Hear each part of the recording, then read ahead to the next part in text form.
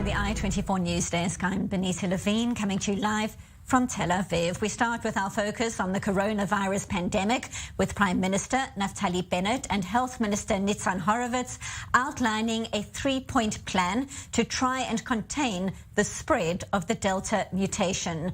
They are calling on the public to take responsibility for their behavior so that lockdowns don't need to be introduced again, asking people to wear masks indoors, get vaccinated if they haven't already done so, and maintain social distancing rules. On the same day, a new coronavirus commissioner was appointed in the country. Salman Zarqa is the former head of the Ziv Hospital in the city of Tzfat. He replaces Professor Nachman Ash, who has taken over as Director General of the Health Ministry. Here's more from the Prime Minister a little earlier in the day. In this new wave of Delta mutations, we want to give an opportunity for a new, different path.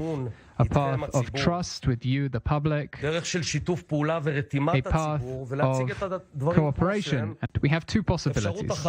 One possibility is to continue to be apathetic and say that it's the government's problem, and then we will soar and eventually reach a lockdown. Another possibility is today, the whole public, everyone takes some responsibility, and then in 5 weeks, in just 5 weeks, we can bring this all down and win. And when I say we, I mean the government and the public together. Well, around the world, people are begging to get these vaccines. There are countries where the waiting time is a year and a half to get the vaccine. Here in Israel, we have a stock of vaccines. The state has bought and has guaranteed a stock of vaccines. It's simply, it really borders on irresponsibility not to take advantage of this, to protect yourself and to protect those around you and your friends. Now, earlier, I asked Professor Cyril Cohen, the head of the Laboratory of Immunotherapy at Bar Ilan University, for his response to this plan. He says it's not enough.